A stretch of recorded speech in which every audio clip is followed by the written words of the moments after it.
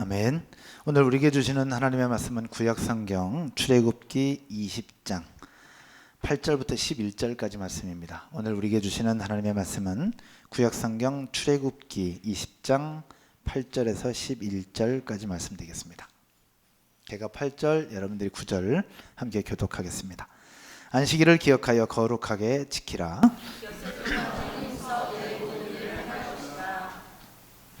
일곱째 날은 내 하나님 여호와의 안식일인즉 너나 네 아들이나 네 딸이나 네 남종이나 네 여종이나 네 가축이나 네 문 안에 머무는 객이라도 아무 일도 하지 말라. 이는 엿새 동안에 여호와가 하늘과 땅과 바다와 그 가운데 모든 것을 만들고 일곱째 날에 쉬셨습니다. 그러므로 나 여호와가 안식일을 복되게 하여 그날을 거룩하게 하였느니라. 아멘. 오늘 봉독한 말씀을 가지고 화려한 휴가라는 제목으로 말씀을 함께 나누도록 하겠습니다. 옆에 분들은 먼저 한번 인사할까요? 장마철이고 또 휴가철인데 그럼에도 불구하고 이 자리에 앉아있는 것 자체가 하나님의 은혜여 축복인 줄로 믿으면서 잘 오셨습니다. 한번 인사하십시다. 잘 오셨습니다. 저 뒤에 문 좀 닫아주세요. 아니 저기. 해마다 요맘때가 되면 여름 휴가라는 이름으로 산으로, 바다로, 해외로 여행을 떠납니다. 여러분들 혹시 여름 휴가 계획이 있으십니까? 있다면 언제, 어디로 가시는지요? 혹시 일본으로 가시는 분들은 없으시겠죠? 우리 교회는 거의 대부분 아이들이 있기 때문에 휴가 계획을 잡을 때에 물놀이가 가능한 곳을 찾아서 떠나는 부분들을 보게 됩니다. 하여튼 어디로 가든지 행복한 시간, 그 누구보다도 유익하고 보람된 시간이 되었으면 좋겠고, 그냥 해마다 찾아오는 휴가를 넘어서 가장 기억에 남고 인생의 의미가 되는 화려한 휴가가 되어졌으면 좋겠다는 생각이 듭니다. 여러분, 우리에게 휴가 필요할까요? 안 할까요? 휴가 필요하다고 생각하십니까? 아니면 휴가 없어도 된다고 생각하십니까? 어떻게 생각하세요? 한번 거수로 한번 해볼까요? 휴가 나한테 우리에게 필요하다, 휴가 필요하다고 생각하시는 분? 네, 감사합니다. 손을 드신 분들은 휴가 다녀오시고요.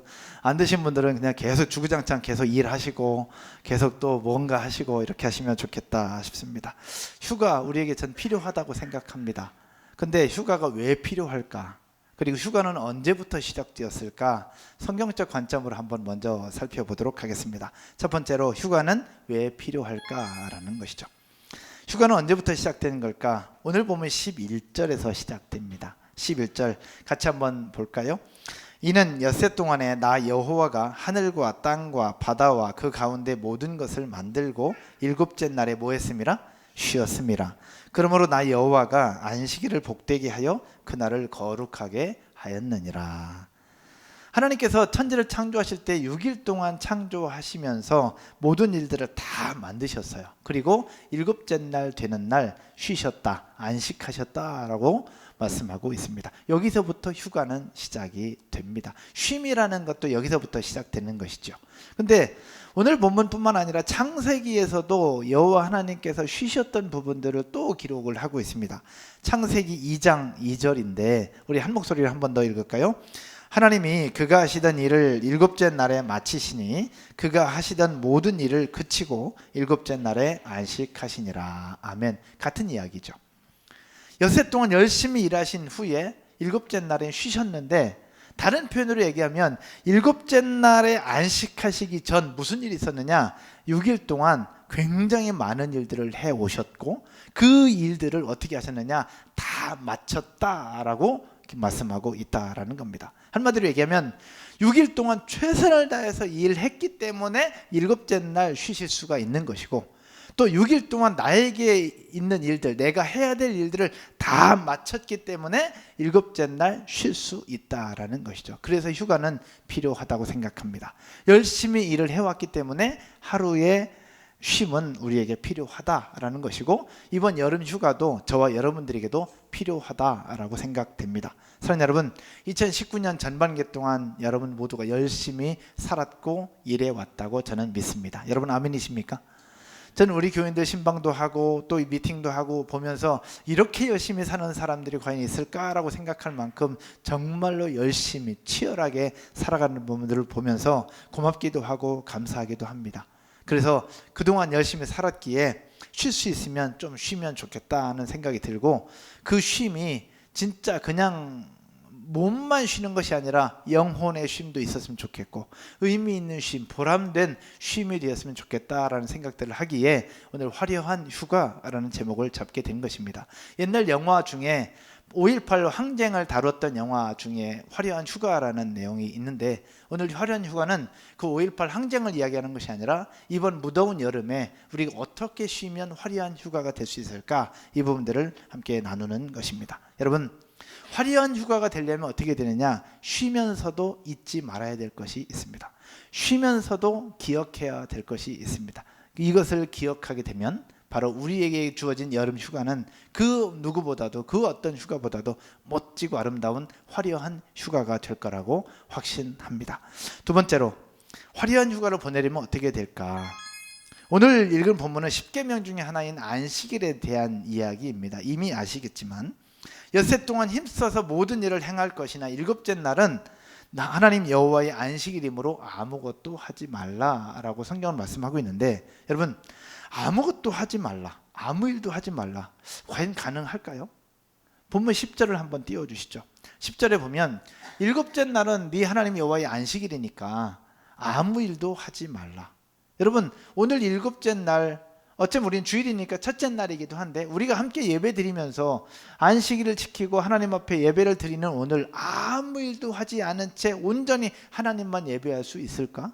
여러분, 어떨 것 같아요? 그게 가능하겠습니까?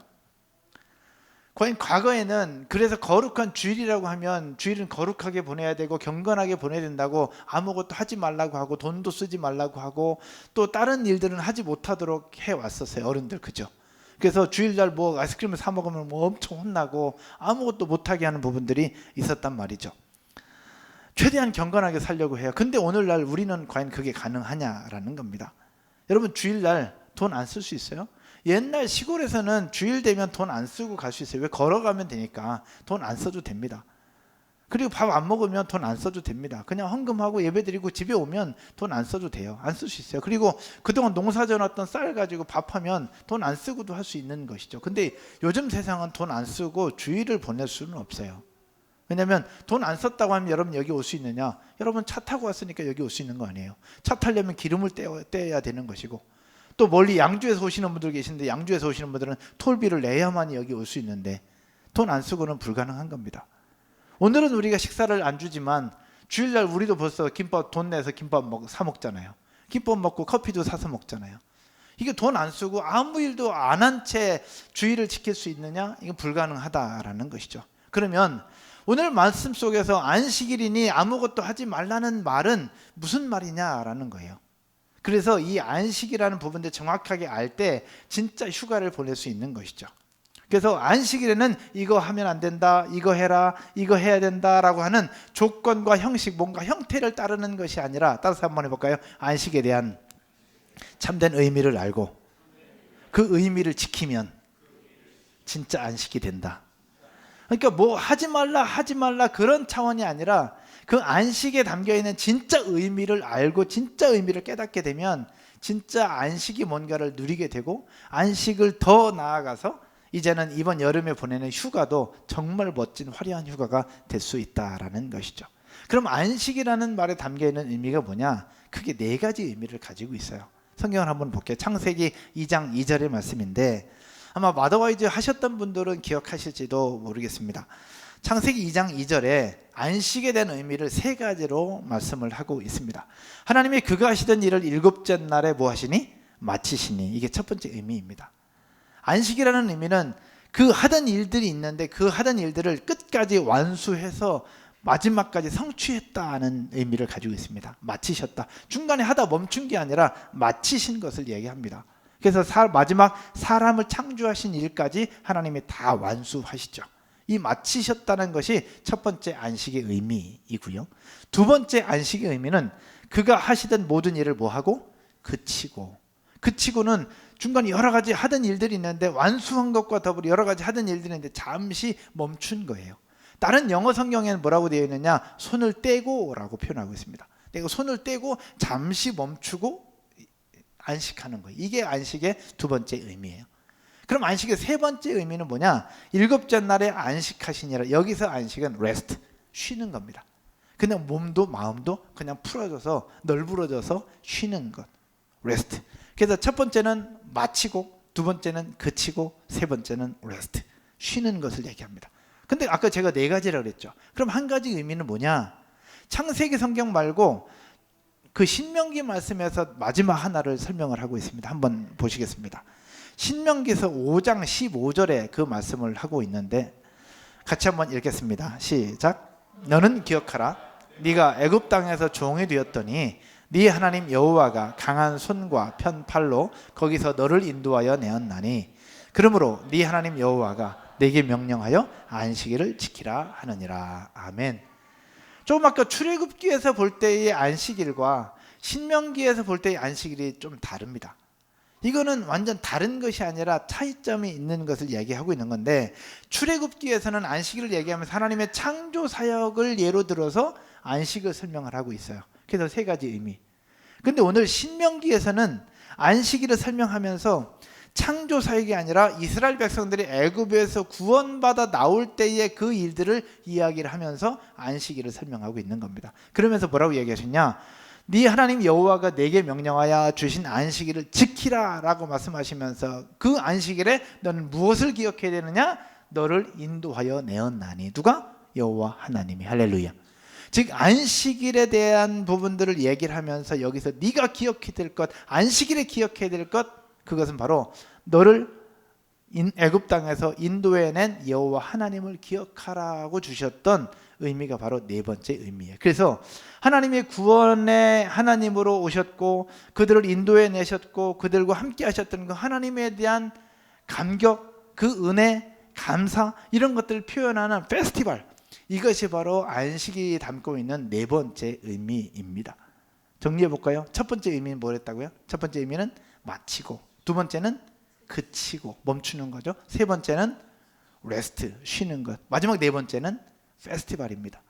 하나님이 우리를 구원해 주셨던 구원의 감격, 우리를 인도해 주셨던 그 은혜, 그리고 하나님께서 우리와 함께 하시는, 우리를 사랑해 주시는 그 사랑의 감동, 그런 것들을 다 통틀어서 잔치를 벌이고 페스티벌을 하고 그 속에서 하나님의 은혜를 누리고 고백하는 것이 바로 안식일 날 가지고 있어야 되는 개념 중에 하나라는 것입니다.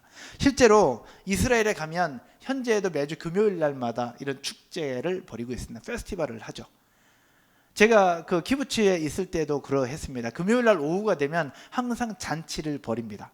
그 가든에서 잔치를 벌이면서 거기서 공연도 하고 노래도 하고 축제도 하고 잔치를 벌이는데, 그러면서 서로 간에 인사하는 것이 있습니다.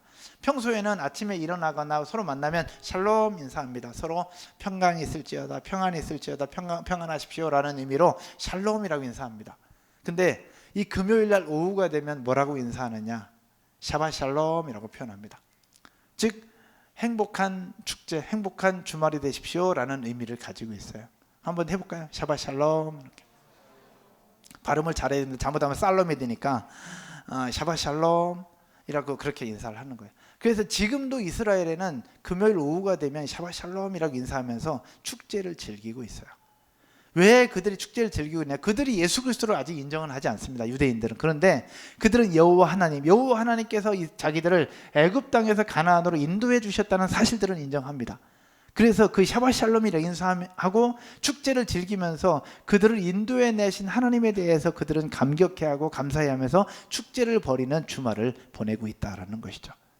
그래서 오늘날 우리가 주일 예배를 드리면서도 그냥 일주일에 한 번 드리는 주일 예배를 넘어서 이 주일 예배 가운데 우리가 기억해야 되고 우리가 생각해야 될 개념은 똑같이 네 개를 다 담고 있다는 겁니다. 첫 번째는 뭐예요? 마치고, 일주일 동안 우리에게 주어진 사명, 우리가 해야 될 감당의 일들을 끝까지 최선을 다해서 마치는 겁니다. 그리고 두 번째는 다 마쳐야 될 것이고, 그러나 토요일까지 했던 일을 잠시 멈추고 오늘만큼은 하나님 앞에 다 멈추고 집중하는 시간이 오늘이어야 된다라는 것이고, 근데 하나님 앞에 예배하면서 우리 몸도 마음도 영혼도 레스트, 진짜 영혼의 쉼을 누리는 시간이 주일 예배가 되어야 되는 것이고, 더 나아가서 그냥 앉아서 쉼만 있는 것이 아니라 우리 가운데 베푸셨던 하나님의 은혜와 그 감격들을 기억하면서 하나님 앞에 감사의 제사, 찬양의 제사, 축제의 제사, 하나님 앞에 그런 믿음의 고백을 드리는 것이 바로 주일 예배요, 안식일을 지키는 것임을 기억하게 되기를 주님의 이름으로 축원드립니다. 근데요, 궁금증이 하나 있습니다. 오늘 본문 출애굽기 20장 10절을 한번 보면 여호와의 안식일인즉 쭉 설명하면서 아무 일도 하지 말라라고 되어 있어요. 아무 일도 하지 말라. 아까 잠깐 나눴던 것처럼 아무 일도 하지 말라. 아무 일도 안 해서는 아무것도 할 수가 없는데 어떻게 아무 일도 하지 말라고 할까?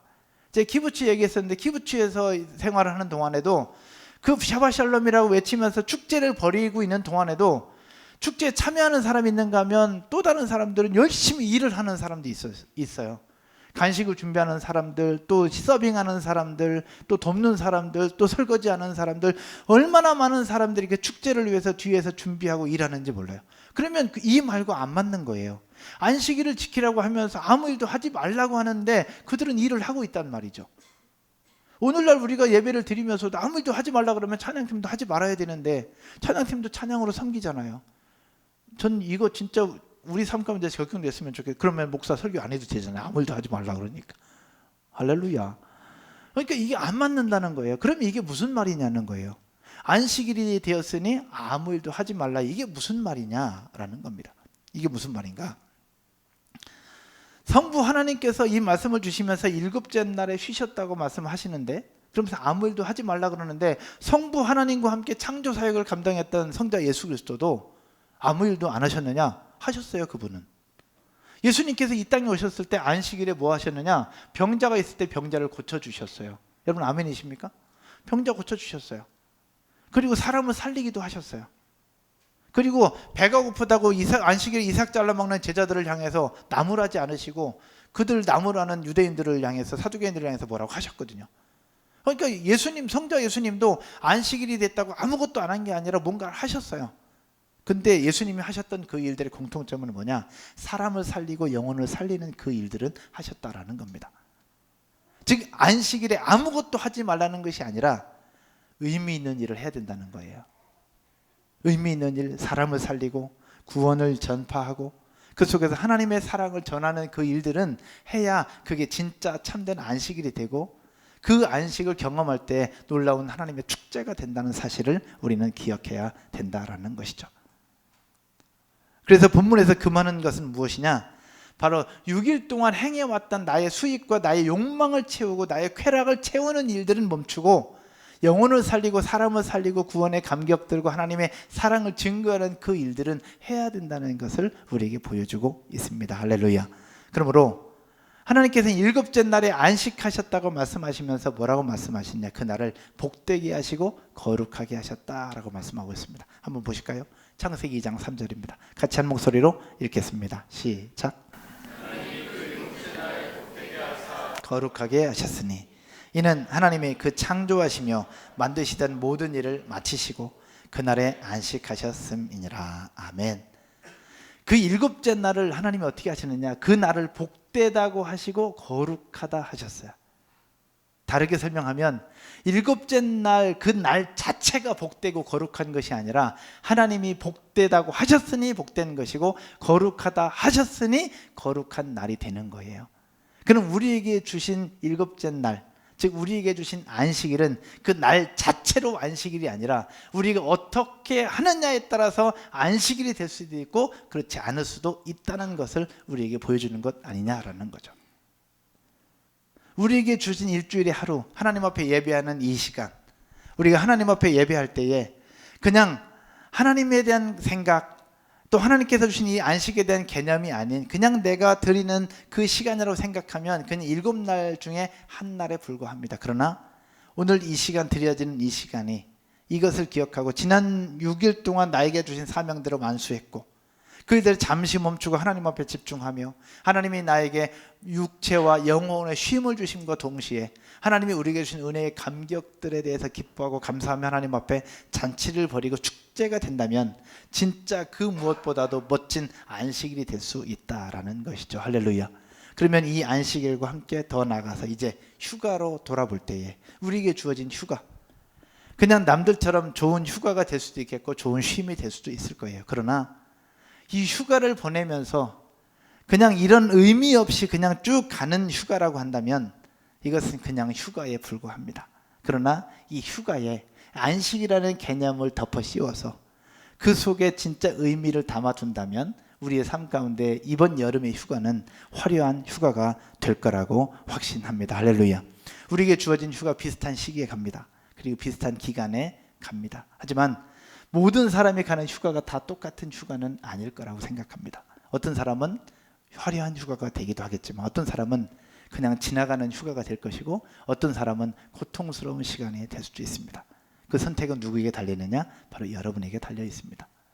휴가를 보내면서 그 속에서 하나님의 은혜를 누리고 지나온 전반기를 돌아보고 앞으로 2019년도 하반기를 생각하면서 하나님께서 주신 그런 은혜의 감격들을 한번 떠올리면서 자녀들에게도 그것들을 나눌 수 있는 시간이라면 그것은 100% 화려한 휴가가 될 것입니다. 그러나 그냥 좋은 곳, 좋은 차, 좋은 집, 좋은 곳에 가서 그냥 내가 영혼의 쉼, 내 몸만 쉰다고 한다면 그것은 그냥 휴가에 불과한 것이죠. 저는 우리 사랑하는 성도들이 이번 여름에 그동안에 열심히 달려왔기에 잠시 쉼을 쉬면서 그냥 단순히 쉬는 것을 넘어서 진짜 구원의 감격도 기억해보고 자녀들에게 그 하나님의 사랑도 전해보고 그러면서 남은 하반기를 어떻게 내가 살아갈 것인가에 대해서 함께 나눌 수 있는 그런 시간들이 된다면 그 어떤 시간들보다 우리에게 주어진 시간은 화려한 휴가가 될 거라고 저는 확신하고 또한 그렇게 믿습니다. 할렐루야. 옆에 분들 한번 인사할까요? 이번 여름은 화려한 휴가가 되십시오. 이렇게 한번 인사하도록 하겠습니다.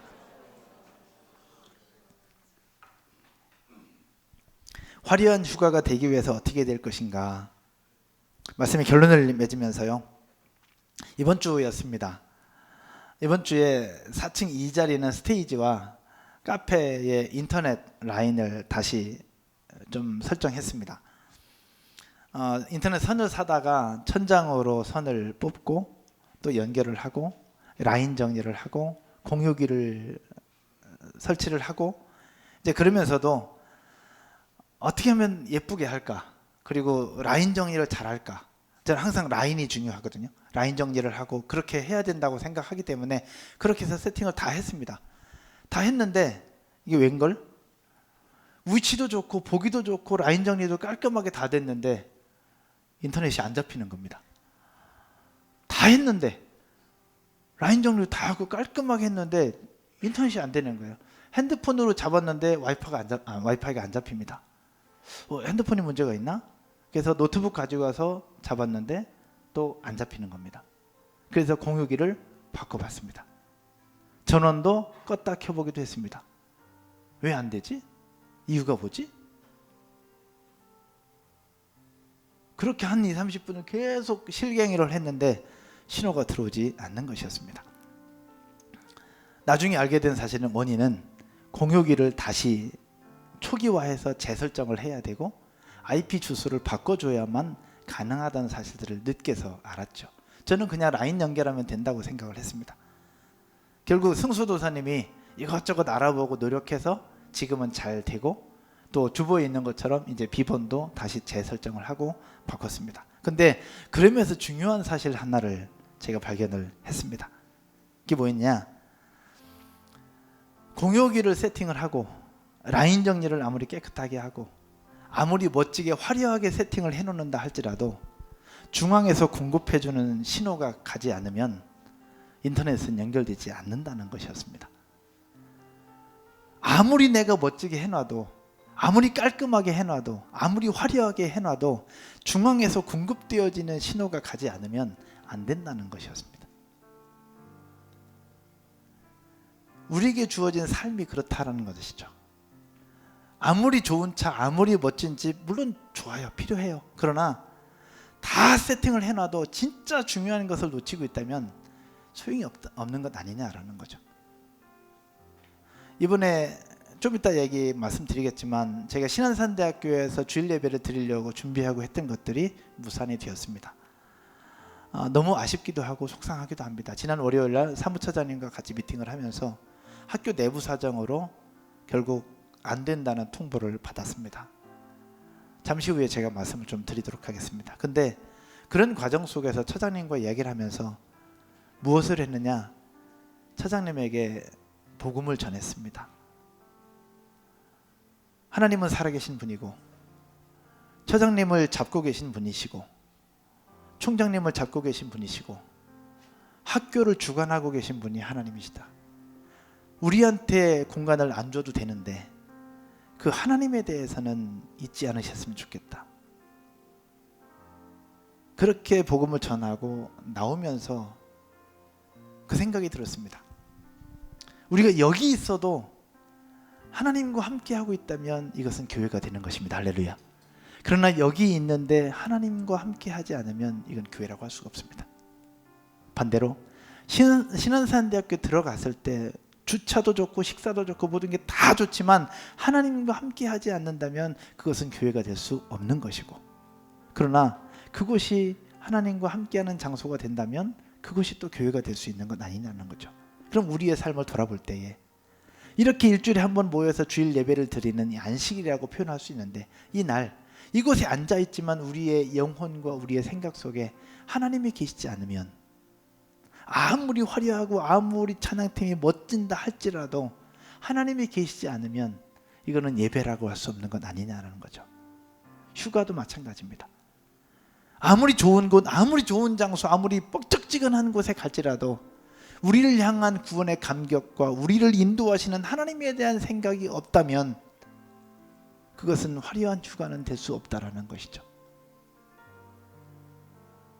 젊은이들도 그렇고 많은 교회들이 요즘 어려워하는 부분들이 뭐냐?